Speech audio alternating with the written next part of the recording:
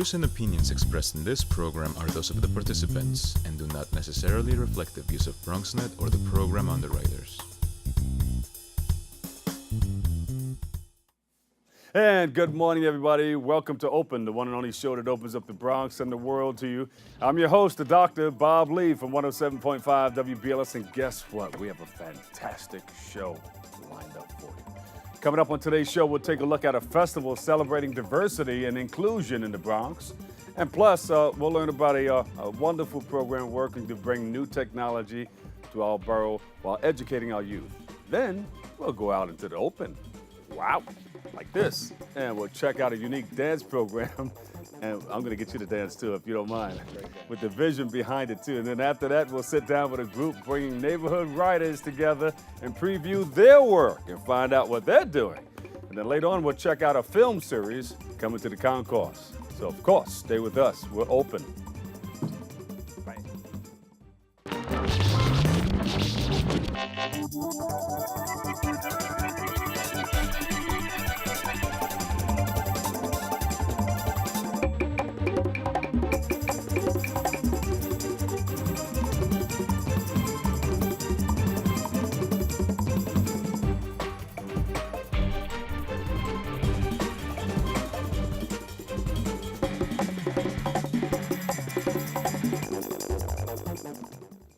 Hello, everybody. I'm your host, the Doc Bob Lee, and you're watching Open, the only live interactive program that brings the Bronx and New York City straight to your TV set. Stay connected to us through social media at BronxNet TV. Now, leading things off on July the 2nd, the Bronx Festival will take place, and joining us with a preview, we have Michael Brady from the Brady Bunch. I know we say this all the time. He's the executive director of the 3rd Avenue Business Improvement District. We welcome you to the show. Thank you. Thanks for having me. Of course, you're part of the bunch. Absolutely. Hey, we're here. Open. That's right. We're You're here. welcome. That's right. So tell us about the things that the wonderful things that you're doing. Absolutely. So the 3rd Avenue Bid is the oldest business improvement district in the Bronx. We see about 200,000 visitors every day, and we ordinarily host a summer festival, but this year we're ramping it up a bit. This is our 30th year, so we're. That's how you do it. Ramp it up, That's Mike. right. So we're having the One Bronx Festival, which is a celebration of inclusivity, and really trying to, further continue the borough, position the borough as a home where you can live, work, shop, thrive, and enjoy everything we have to offer. So where's this festival being So held? the festival is on 149th Street in 3rd Avenue, straight up. We're closing down the avenue for the first time in a very long time. 149th to 149th Street to 156th Street on 3rd Avenue. Oh, okay. Yeah. So we're expecting about 15 to 20,000 people. We're bringing some great acts. We're flying some folks in from Dominican Republic. We have the Nicki Minaj of the DR coming in, La Superable, so that's going to be exciting. We've got a great group, We're Muslim, Don't Panic, coming in, which are hip-hop dancers that actually dance in full hijab, which is going to be really exciting. Wow. And then, for the first time, we're taking a different spin on the festival and really embracing the LGBT community. So there's going to be, the avenue is going to be very gay, which is going to be a lot of fun. It's going to be happy and gay. Happy and gay, absolutely. And, because we believe that programs build on each other. So instead of just doing a one-off festival, which is great, we're doing programming throughout the year that helps enhance the festival. Yeah, so there's some wonderful diversity out there. What's the date? So July 2nd. That's right, July 2nd. Yep, July 2nd. It's a Sunday. Come on out. It should be fun.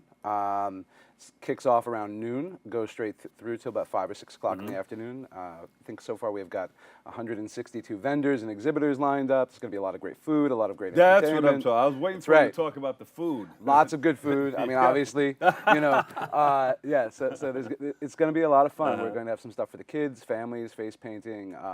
But I think like the real thrust of it's going to be, what's happening on stage and the community that it's building, along the avenue. And it seems like you're giving back to the community too. But talk about some of the things that the bid does throughout the year. Sure. So the bid, we're charged with, maintaining the commercial corridor. And what it stands for. Yeah. So it's a business improvement district. There are 72 throughout the city of New York. So anywhere from Madison Avenue as a bid, Times Square. So we have the Times Square of the Bronx, which is 3rd Avenue. It's the most trafficked in the Bronx.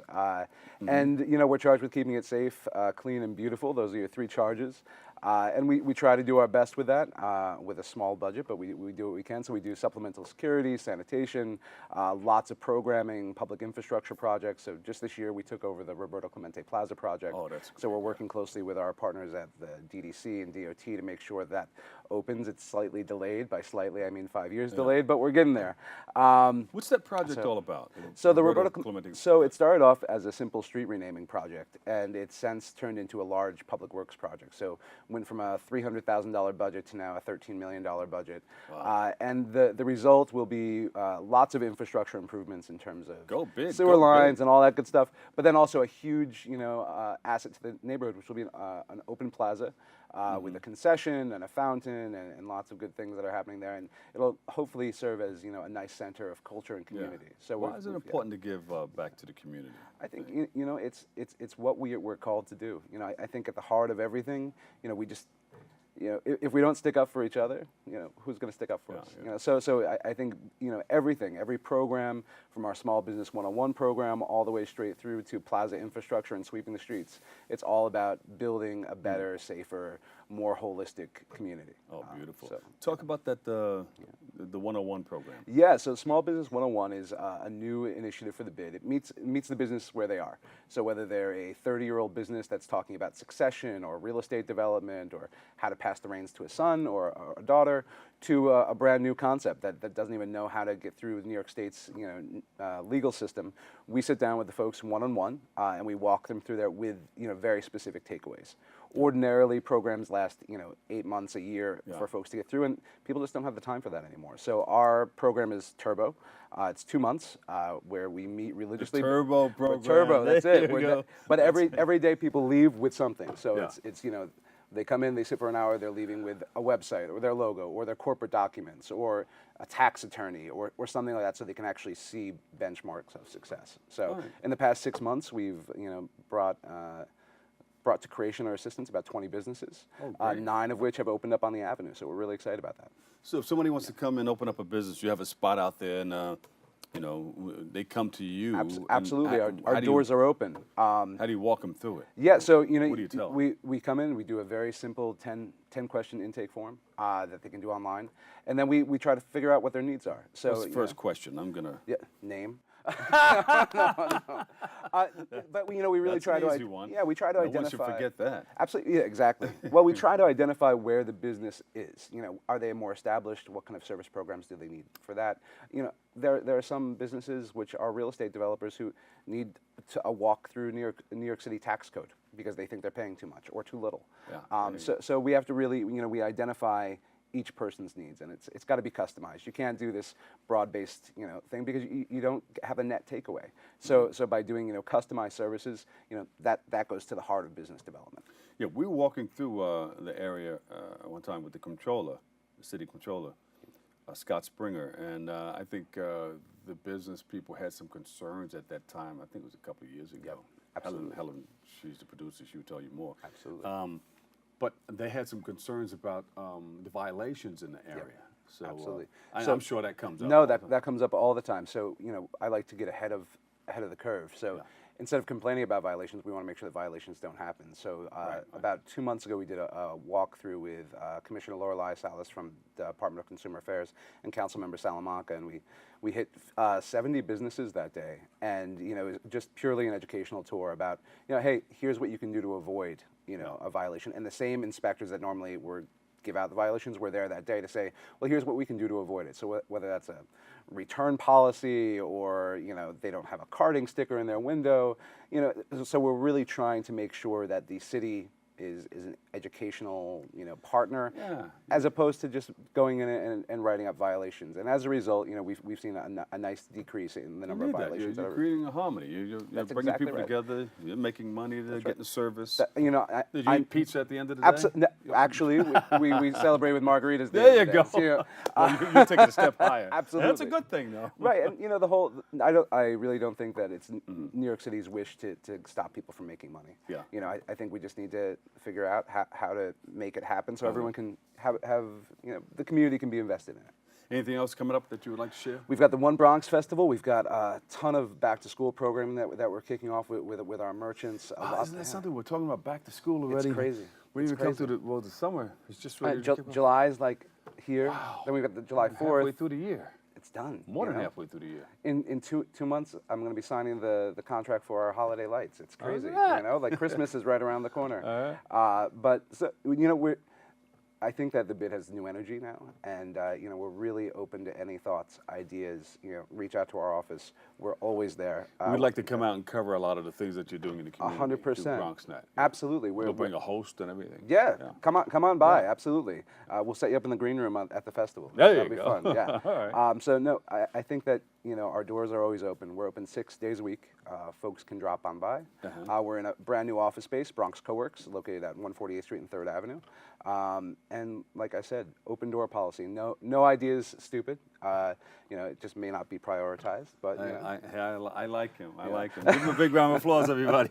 Michael Brady, Executive Director, 3rd Avenue Business Improvement District. Great. Thank you. You're open. You got the open door policy. Absolutely. We're open. We're partners. We're here. We'll We're keep here. it going. Great. All right. We have to take a quick break right here, but don't go anywhere. We'll be right back with more Open next.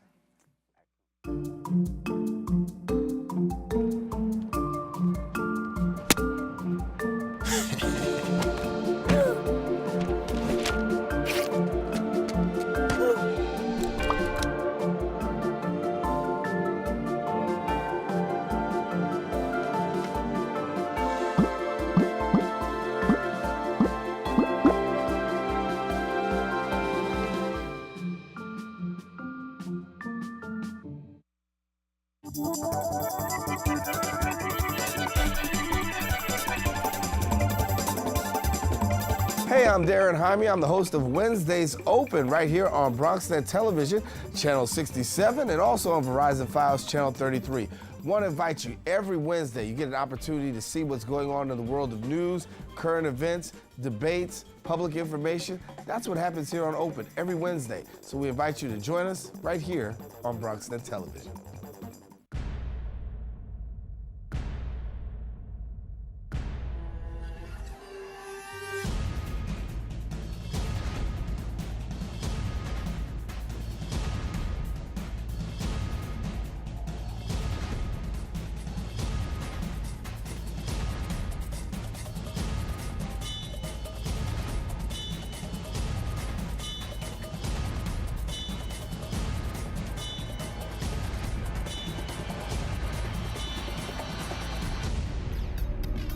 Supersede the problems of the past to overcome together the challenges of the future. Presenting the first MC, the 21st century Vitruvian man with the message, Grandmaster Melon. You got to learn your body, pace yourself, and have fun. So let's go have fun. Let's go do it. The tricky thing about shoulders, your shoulders is a 3-tier muscle. You have your front delts, you have your rear delts, and you have your mid delts. So when you're working out your shoulders properly, you have to do 3 different exercises.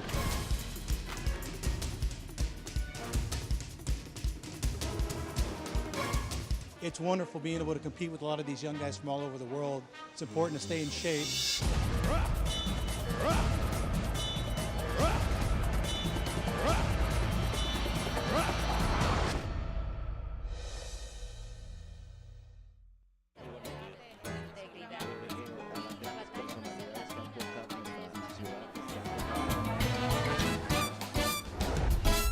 If you want to stay in the know about the latest happenings en español, check out Diálogo Abierto, BronxNet's own Spanish show, Wednesdays, 6:30 p.m. on Channel 67. The latest in news, arts, culture, politics, and what's going on in your neighborhood. Diálogo Abierto, the best way to stay connected in Spanish. See you there. Te esperamos.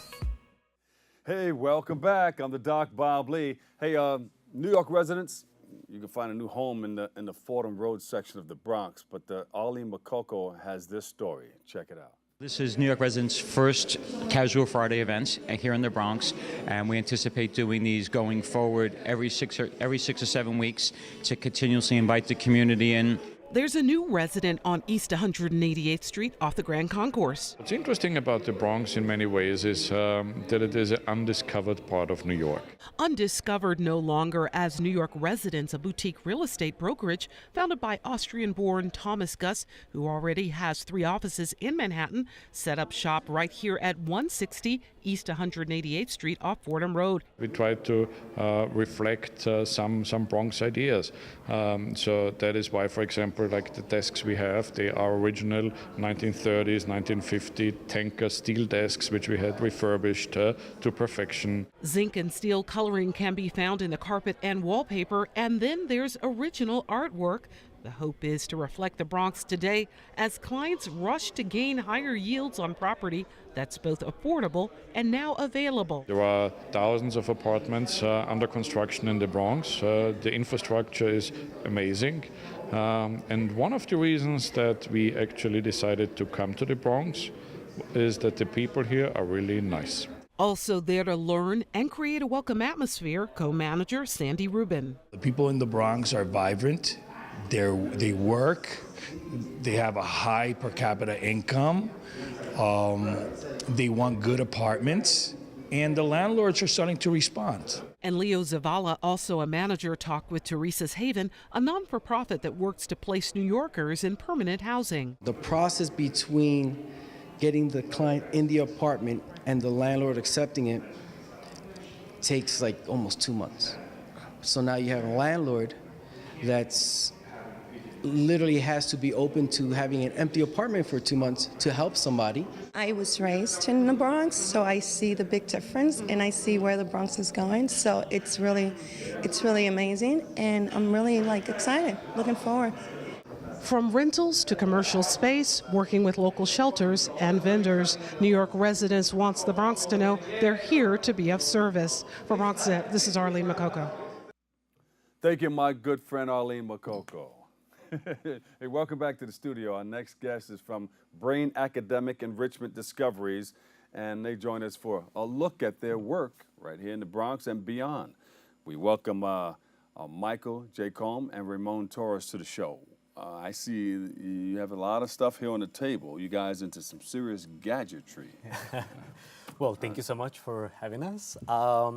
We are part of a movement, an educational movement in the Bronx. We are thinking that the Bronx is not burning anymore. Nope. The Bronx is steaming. Yeah. For those of you who do not know what steam means, can you read it? Science, technology, engineering, arts, and mathematics. And so what we do, it's tutoring, test prep, 3D printing, which is this bad boy right here. Read it. Video game design, coding, robotics, and drones. And that's where I come in. So drones, right now they have a pretty negative perception of drones. And, why is that? Because I don't think that people that use the drones were taught how to use the drones properly and the different uses that there are for drones. But this particular use is building and racing drones. Oh. So the building aspect of it ties in directly with STEAM. The building blocks of drone building and racing have everything to do with STEAM, the science, the technology, the arts, everything. So these are all built from scratch. There's soldering, there are mathematical equations to come up with how much battery usage you need. And you put this together from scratch. That one has 4 motors on it. Right? Correct, right. So this would be a quadcopter, but they can go as many motors as you want. This would be on your micro level, same concept, 4 motors, flight control, and this is what we use. It's a first-person view, so FPV. So when you put on these goggles, these virtual reality light goggles, you see what the camera sees. So this particular, because I wanted the audience to see that, I'm gonna put it on the actual. So it's now, pumped up now. Where the drone goes, so it's an immersive experience. You go up in the sky, you do a flip, you're there. It's like so you got to put these on. Right, correct. But you won't be able to see that. I won't see that now. But you would see this picture. Oh, got it. In the goggles. Look at that. So it's like you're in the space and then you're going down. Look at that. It's amazing. So what we do is we teach them how to build them, we teach them how to build it, and once they build it, they can fly it. So we would go on to first, because you don't want to break it. You can learn on the simulator. Then this you can actually play with. Look at that. Hold on 1 second. Hold on. Okay, you can actually fly that.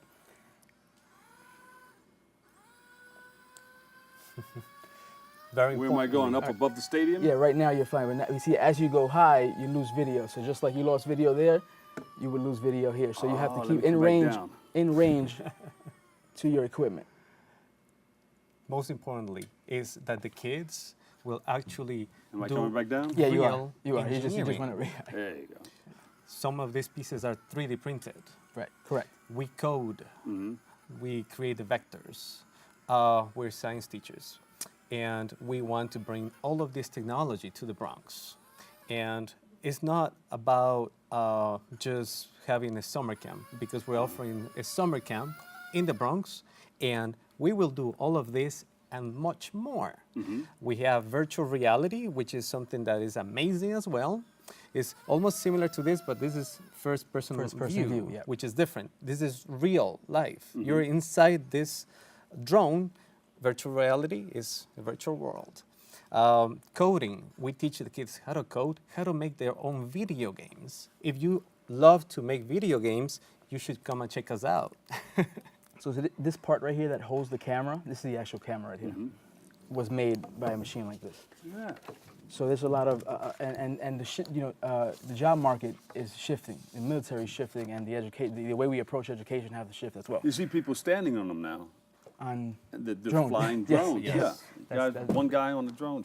Yeah, it's a little crazy. Amazon, UPS, they're creating this market. Really? Yeah. They will be looking at packages that. like Correct. These are the jobs of the future, and that's what we bring into the Bronx.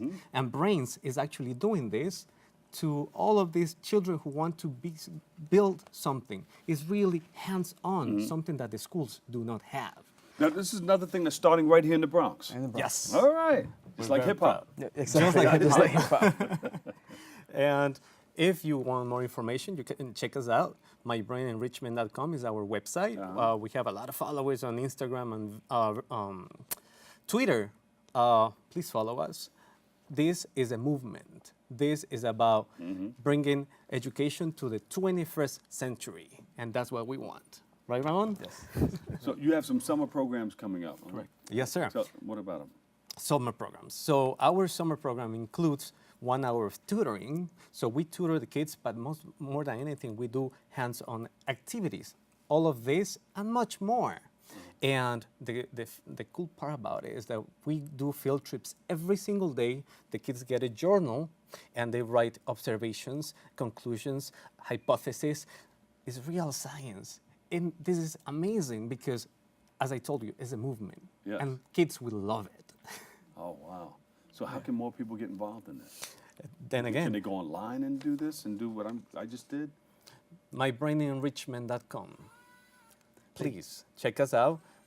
If you're in Instagram, Brain Enrichment, that's our link. And Facebook, My Brain Enrichment. Okay? Get involved. This is a very, very powerful movement that we're creating. I'm sold. Look at me. I can't stop playing with this thing. You may. I mean, this is amazing as well. We create prototypes. Look at the Pikachu that the kids created. Oh, look at this. The vectors, everything is from scratch. And that's where we're actually pushing in the Bronx. We want the kids to be the next Nikola Tesla, the next brand new engineers. You can create your own little thing. Exactly. Inactivity alarm. All right, just letting you know, hey, why am I sitting here? You know, work me out. So this is great. And this comes from this machine right here? That is correct. That is correct. I mean, this bad boy can create any prototype you want. Before, we used to have factories making it for us. Can it make an image of you? Definitely. You bet. We can make anything you want. As a matter of fact, some of these pieces are created with a 3D printer. We're going to make a Mike Nobby bobblehead doll. We'd love to create that for you. See that? Mike, you're listening? You're watching? We got something for you here. Mike would love this stuff. Yeah, absolutely, absolutely. And more than anything, you know, when kids create their own video games, they are so proud. They take a lot of pride in creating video games, and they can actually play their own. This is something that people have not seen yet. And the Bronx is just starting to realize that the jobs of the future are different. So, now what about coding? How do you incorporate coding into all of this? So the coding, each drone has a flight controller, and you have to program it. This second one right here. It has a flight controller, and you have to program the settings, and you write the code at how you want it to fly, how you want it to react. When you give it the inputs, and when you set it to go right, how fast you want it to go right, or how aggressively. So, and I have it set at 3 different levels. So this would be my normal flying level. This is my not so aggressive, and this is very aggressive. So you can control it however, you can do whatever you want. Yeah, and you said you race these also. Correct. So you can, how big of a motor, how fast can you go? So I'm not there yet, but there are pilots that go 85, 90 miles per hour through these courses, and they're actually some of them homegrown local pilots. And there are actually a few in the Bronx that I was flying with yesterday that did very well in the competition. Students would love this, to code this, their own courses and speed and we like to bring this to all levels. Right now they're competing at the collegiate level. And New York is not involved, and we want New York. Our vision is to start with all the SUNY and CUNY schools, and then just go every college in New York. My eyes are open wide, man. Keep going. So we can perform, or rather compete across the nation with everyone. Then again, coding goes into everything, into building 3D printed prototypes, coding for this, coding for creating video games. Check us out. Again, mybraininrichment.com. We're live, we're social, and we love you to come and be family. Brain Academic Enrichment and Discoveries, Michael Jacomb and Ramon Torres. Give them a big round of applause, everybody. They got it going on here. Thank you. Lots of great things here. Thank you. I want to make something. Pikachu. Pikachu. Check out the Pikachu. We have to take a quick break right here, and we'll come back and pick at you. Next. Every time I hear the alarm bell go off in school, I think it's an air raid. A lot of houses in our neighborhood have been destroyed. I like to close my ears and sing songs whenever the bombs come close. I'm worried our new neighbors won't like us. But I know it's all gonna be worth it. I just want my family to be safe. But these are not my words. These are not my words. These are not my words.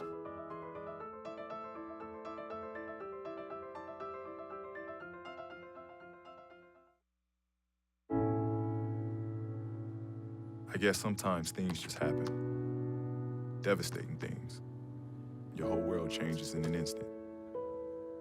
That's what happened to me the day my mother had a stroke.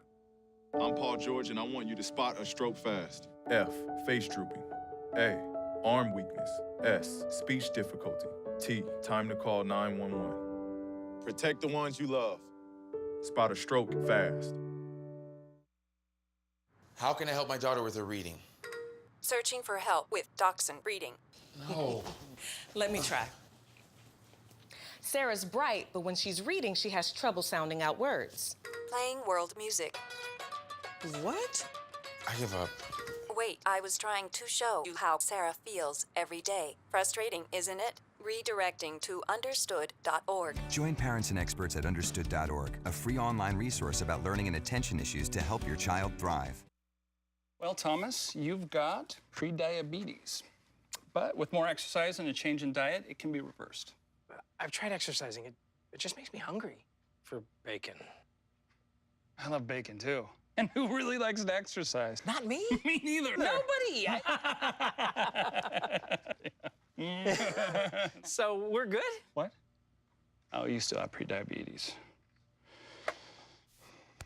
Big time.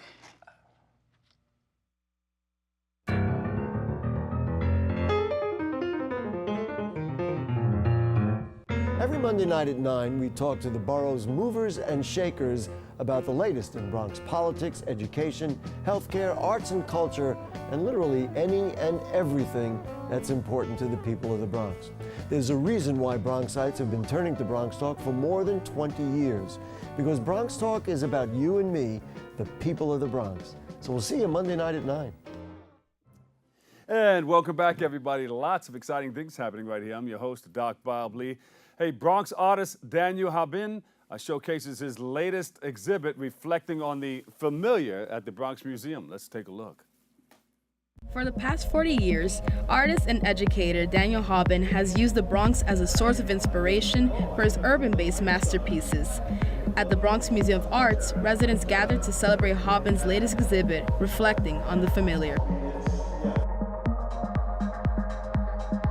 Reflecting on the Familiar romanticizes and encompasses the beauty of the Bronx through a 7-part painting of the scenery. The view from my terrace of the apartment that my wife Judy and I live in with our cat Bindi. And it is in the Kingsbridge area, the Bronx. We're on Fort Independence Street, and the cross street is approximately 234th Street. So the view is looking west across the Major Deegan Highway, and then the number 1 train, and then the hill that we're looking at is Riverdale. Hobbin began his process for the exhibit nearly 5 years ago and has been able to captivate the minds of those who view the painting. Well, I cried when I first saw it because I know that lighting in the Bronx. You know, that light brings back my youth and all my memories. This particular show here at the Bronx Museum is a wonderful show because the painting is absolutely beautiful. Everyone that lives in the Bronx should come out. It doesn't cost money to come to the museum, and it's important that we come out and we support our artists. It's like a whole lifetime of having such a view. It happens to be a pretty inspiring view. It's probably the view that inspired me, you know, when I was quite young to be interested in painting the urban landscape. And so, you know, finally I, you know, kind of bit the bullet and created a piece that, you know, is an attempt to capture not just a piece of it, but the whole thing. To witness the beauty of this urban neighborhood through the eyes of Daniel Hobbin, visit the exhibit at the Bronx Museum of Arts, which will run until July 3rd. This is Gisele Molina reporting for BronxNet. Artist Daniel Hobbin. Great job, Daniel. Doing a great job. We applaud you. Hey, welcome back to the studio. Next guests are part of the Norwood Bronx Writers Group, and they join us for a look at their work right here in the community. And we welcome, I'm going to say, Ann Layton and Elizabeth Von Yule. Yes. We welcome you guys to the show. Thank you. I'm so honored to be here. So, well, you know, you're always welcome. And you got to come back again, too. Tomorrow. I'm inviting you guys tomorrow. I'm inviting you guys back before we even start. Tell us about the Norwood Writers Group.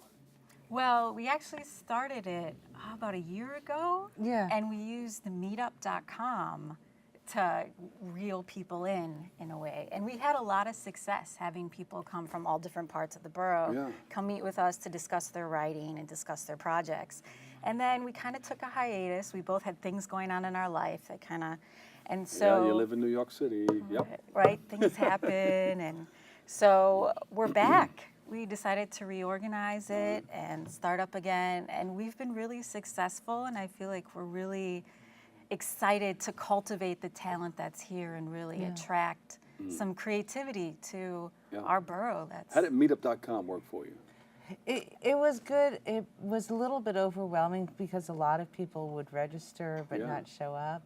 But the ones that did show up did find us on meetup.com, so we were finding people from Brooklyn and Westchester coming in. It felt good. Yeah, well, it puts a lot of nice people together, you know. The people Now, that don't want to come, you don't know who they are, but the people who came, you got a chance to meet them. Right. Yeah. And now we're using Google Groups and Facebook. One of the things with meetup.com is it costs a lot of money every month. So we're like, yeah, we want to get away from the residual income thing. Residual payments. So how did it all start? I mean, what came through your mind that made you want to start this up? Well, I've actually been writing my whole life, and I earned an MFA, and after my MFA, I kind of found myself overwhelmed and in need of a community that I had during my MFA, but I couldn't find it necessarily outside of the MFA. And I also had a child too. And so about after 4 years of being a stay-at-home mom, I was just aching to get right back about into that. Yeah, definitely. But you know, it's just You're so, right about that. Right. It was Go just ahead. so overwhelming, and I just desperately needed a community to share and to feed off of. Yes. And write. And so I had known Anne from some community advocacy in the neighborhood, and I knew that she wrote. And so I emailed her and said, let's try this, let's get this started. And it was really successful. And I Anne mean, said, yes. yes, we of can course, gel, of we course. can harmonize together. Anne was up for anything. Anne is always up for anything. Anne loves any excuse to stop work, because I work a lot. Yes. I'm a working writer and publicist, and I work with bands. But you're passionate about this, so you'll stop for your passion. Well, I have so much passion for everything. Yeah. But the reality is that the writing sometimes falls by the wayside when you're servicing other people. Sure. And it's important to service your soul. And I've done writing groups through the years, and it's always elevated me, which is a good thing to do. Yeah, yeah. So you're in it now. Yeah, I'm in it. All right, so what are we doing? What do we have here? Well, we both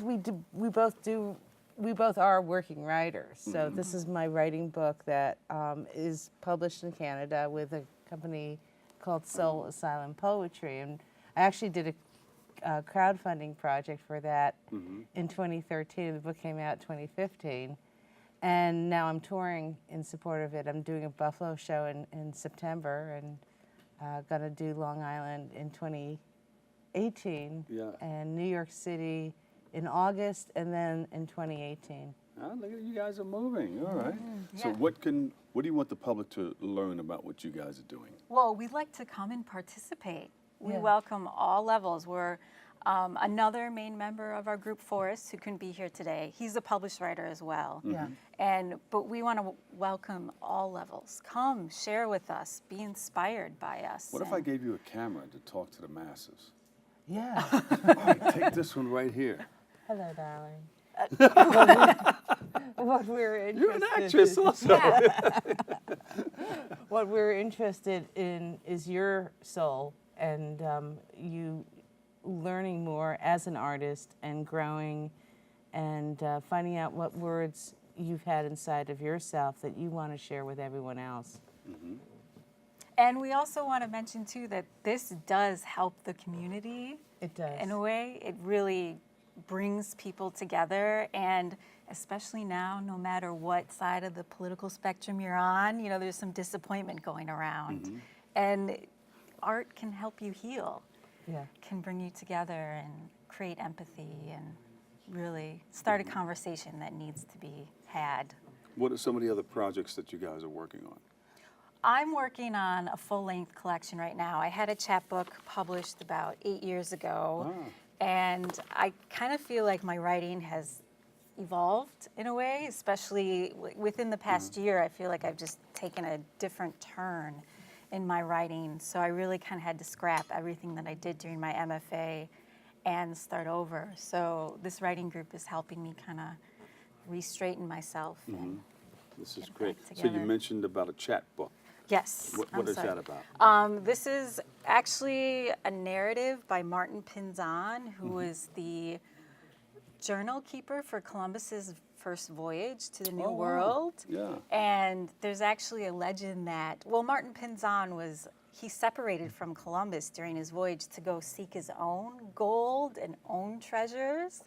And so this he is the was only way that actually- we're hearing about them. Well, I don't know about that. No, there's a lot of research done about him, and there's a lot of myths surrounding him that he died after he was ordered to appear before the Queen for treason, and some cite his death as a result of envy and anger towards Columbus, and some cultures even claim that Martin Pinzon was the first to discover the New World, not Columbus. Wow. So this is a narrative told from Martin Pinzon's point of view in poetry, and it was an obsession of mine. I really enjoyed writing about it, but you know, I couldn't. It was Did a you know that? chapbook. I didn't know that this person existed. I mean, Yeah. so there's a battle between him and Columbus, huh? Yeah. And Columbus won. Columbus won. Right? He got the good press. Yeah, he got the good press, right? The good. Writers love crusading for the underdog. That is true. Yeah. True. So it was. That's good. Yeah. So where can we get more information on what you guys are doing? Let's go to facebook.com/Norwood DX Writing Group. And you can also email me at Anne, A-N-N-E, at Anne Leighton, LEIGHTON.com, and I'll write back. There you go. Anne Leighton thinks that you have a Nope. Anne is in charge of the outreach. Thank you guys so much. Anne Leighton, give her a big round of applause, everybody. Artist, writer, and Elizabeth Von Yule. Thank you. Thanks for stopping by. We have to take a quick break, but first, let's take a look at a unique exhibit right here at the Botanical Gardens. The New York Botanical Gardens hosts America's only antique garden furniture fair, where vendors showcase their grand display of collected pieces flown in from all parts of the world. We've done the the New York Botanical Garden Show for probably 15 years now. One of the pieces in our booth that is particularly special is this 19th century cast iron bench. It is by the Colebrookdale Foundry. Colebrookdale was actually started in the late 1700s by Andrew Darby, who came up with a new process for casting iron that made it more economical and really sort of created the Iron Age in the cast iron age in England. And this bench is the water chestnut pattern. People use these inside and out. It was designed originally to be used in the garden. And has been for many, many years, but people also use these in front entryways, in interior garden rooms and conservatories, so it can go inside or out. But most of what we buy and what we scout for around is pretty much always from France. Different dealers here specialize in American antiques. We specialize in French and Belgium. We are sort of noted for is a process called faux bois, which faux bois literally translates into fake wood. So if you looked at these two pieces over here, these two chairs, these come from the northern part of France in a very volcanic area. And the chairs are made of first the artist makes like a metal frame, and then he creates wood-like shapes made out of cement around the frame. And he's inspired by the nature in the area. So if you looked at something like the faux bois set over there, the little with the stools, that comes from the south of France, and it has a much more delicate, lyrical feeling, sensibility. In addition to the outdoor antique furniture are the unique items more appropriate for spaces that are a little more special than your average garden space. This falls into the category of what we call Garden E. It can go in like a conservatory, a garden room, a room that has a lighter garden-y feel. We found this mirror actually in a gentleman who does some restoration work for us, had this mirror hanging in his shop, not sales shop, where he works. And actually he had the frame, and we recognized it as being most likely French or English, and definitely early 20th century, and we asked him if he would want to sell it, and he did. And we actually bought antique mirror and made it into a mirror. The presentation, put together by event designer and designer chairman for this year's fair, Bronson Vanwick, gave off a peaceful environmental feel with use of greenery and garden rarities representing England and France cultures, to name a few. Inside the New York Botanical Gardens is an antique garden furniture fair to remember. From BronxNet, this is Shanice Powell. We cannot be bystanders. We can stop to make sure someone is okay. We can warn someone when their drink isn't safe. And disrupt the situation. We can. Get someone a cab. Or walk them home safely. We can make campuses safer for our friends. Our roommates. Our classmates. Our fellow human beings. We cannot be bystanders. We can. Intervene. It's on us. All of us. Learn how and take the pledge at itsonus.org. And welcome back. Ballet Hispanico. It works to educate and empower people of all ages through dance. If you can dance, this is for you. BronxNet's Sabrina Burgess. She was on site. Check it out. Celebrating the rich flavor of Latin culture, Ballet Hispanico provides an opportunity for students to learn to dance.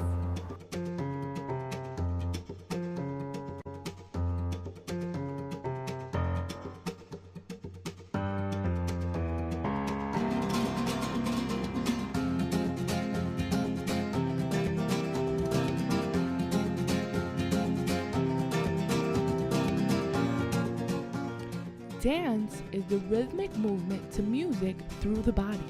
With Ballet Hispanico, that definition is demonstrated beautifully while embracing Latin culture. Opening the doors in 1970, the dance company began with a goal to bring a voice to the Latino artists. Ballet Hispanico was founded in 1970 by choreographer and teacher Dina Ramirez.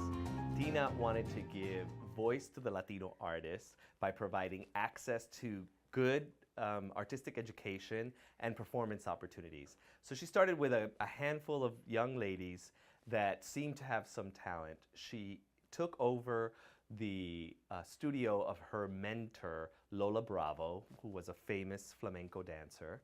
And she started training these young ladies. These young ladies then got so good they started dancing in festivals in La Calle. They started performing in different corporate events, and all of a sudden a dance company was born.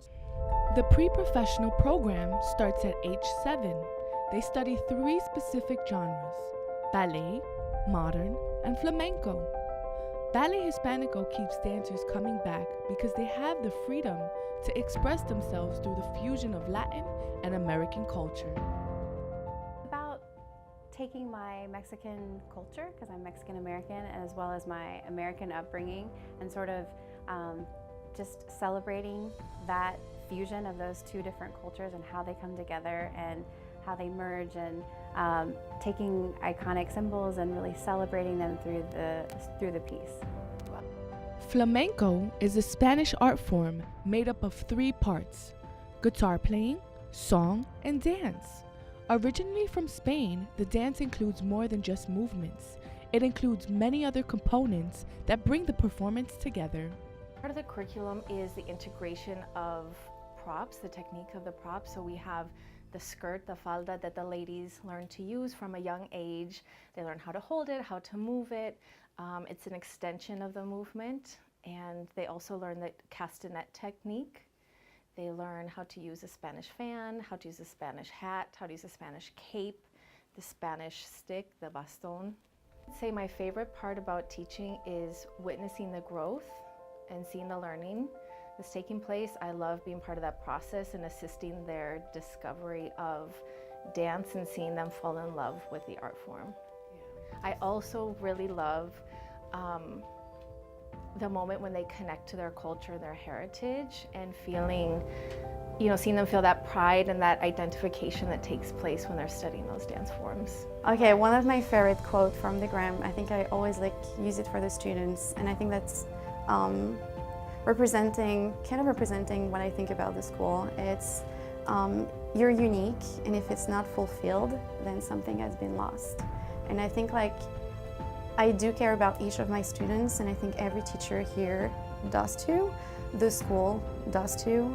We all work to support the students and make them, each of them, grow as a person and not just as a dancer. So just like the process of immigration, you come, you have something with you, you mix with everybody else, and then it's something new. It is something new because it's not totally what's at home, it's not totally American, it's a fusion. So that is what this company is about. It's about fusing. Ballet Hispanico teaches more than just an art of dance. It keeps the community involved with Latin culture. I'm Sabrina Burgess, reporting for BronxNet.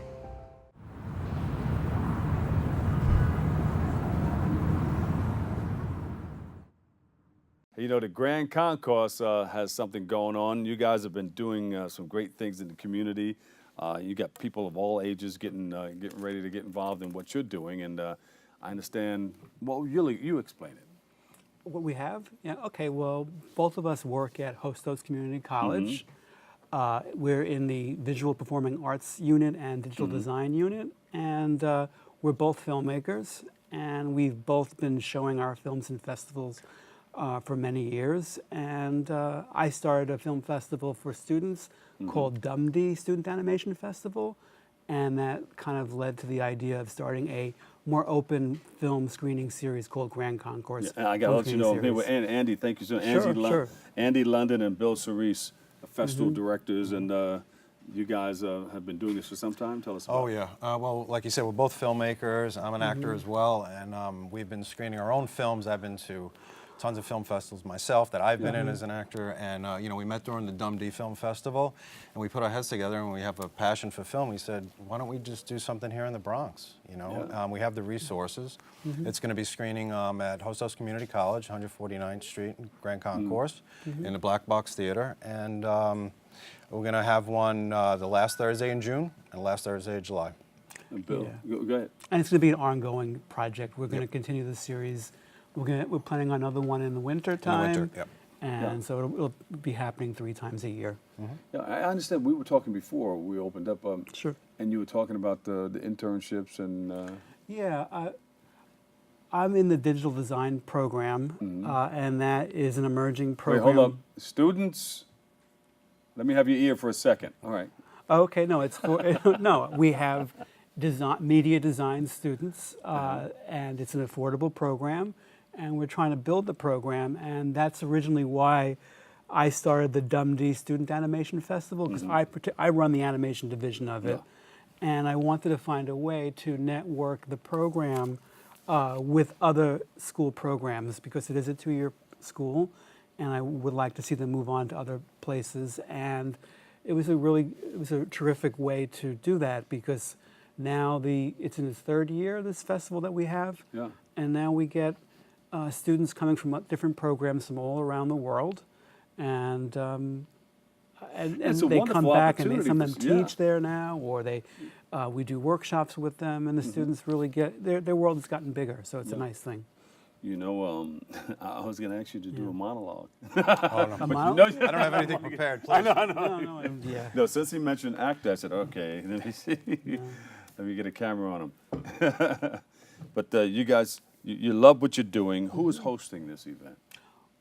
Well, it's sort of an independent project, but we're hosting it at the college in the Black Box Theater, which I manage, and I am the production stage manager of the Hostos Repertory Company. So we're very much invested in the college and Department of Humanities and the Performing Arts unit.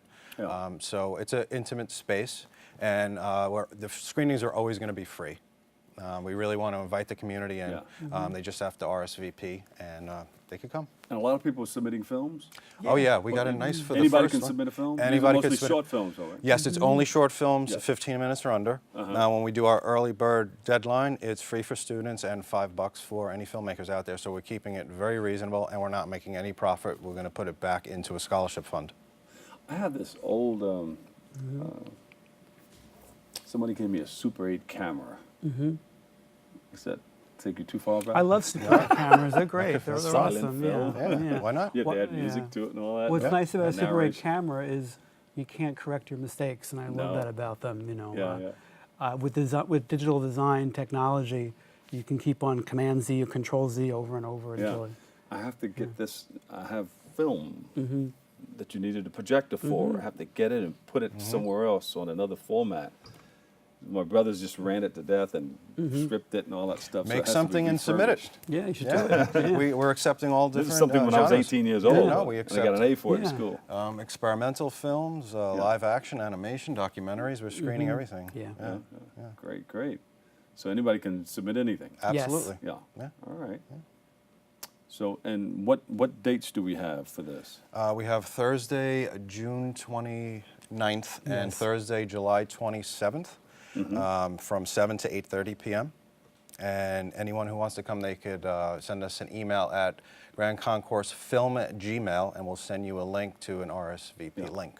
What stands out in your mind? I mean, people bring all kinds of films, but there's a few that say, wow, did you see that? Good stories for me. That's really what it's about. Absolutely. Yeah, a it good really narrative. comes down to, does this thing have a story? Are you telling Something me to the say. story? Is it something interesting, something to say? Exactly. And it's hard to choose. I mean, there's some films that we can't screen because we don't have enough time to screen everything. Yeah. But I think we both really agree it starts with the script. It's got to be a good story. There you go. All right. Now, somebody who's just starting, do you show them how to get involved in this, or you just want people to send you? Oh, well, we're open to seeing anything. You know, that's the best way to get started is just to send something. Somebody send something with their iPhone. No.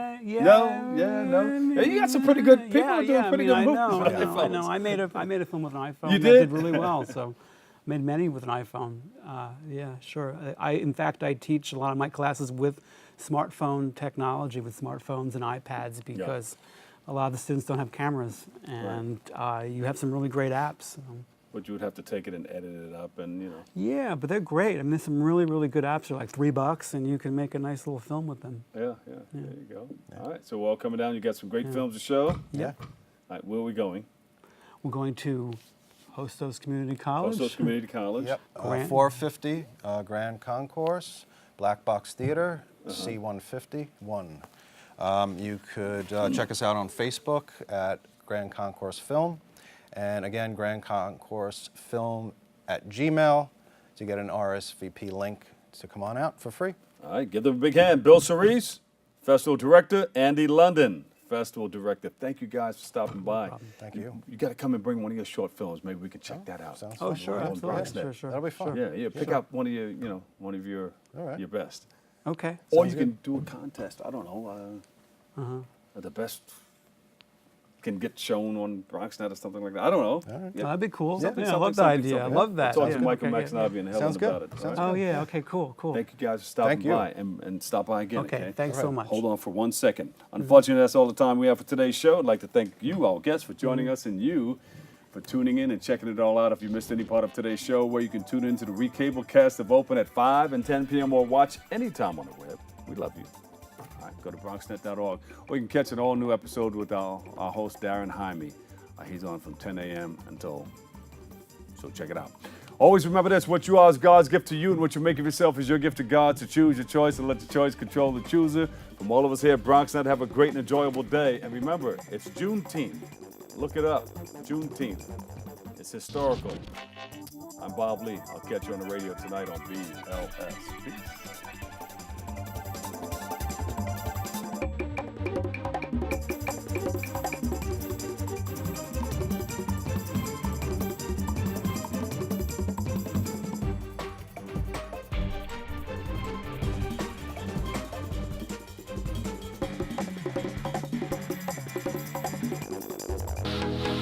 Coming to you from our BronxNet studios, 4 new shows highlighting some of the best of the Bronx has to offer.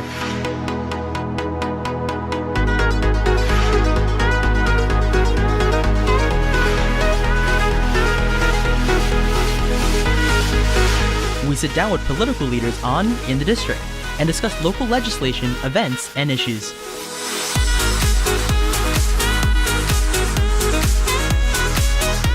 See how the community and business come together with The Bronx Now on BronxNet.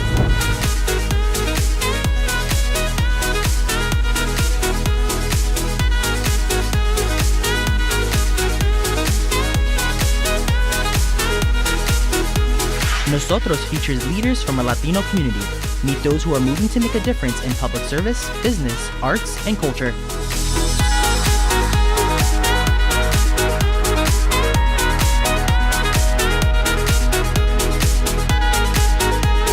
Looking for new and exciting dining experiences? Then you'll want to savor the Bronx and try new restaurants and eateries that fill the borough with delicious dishes.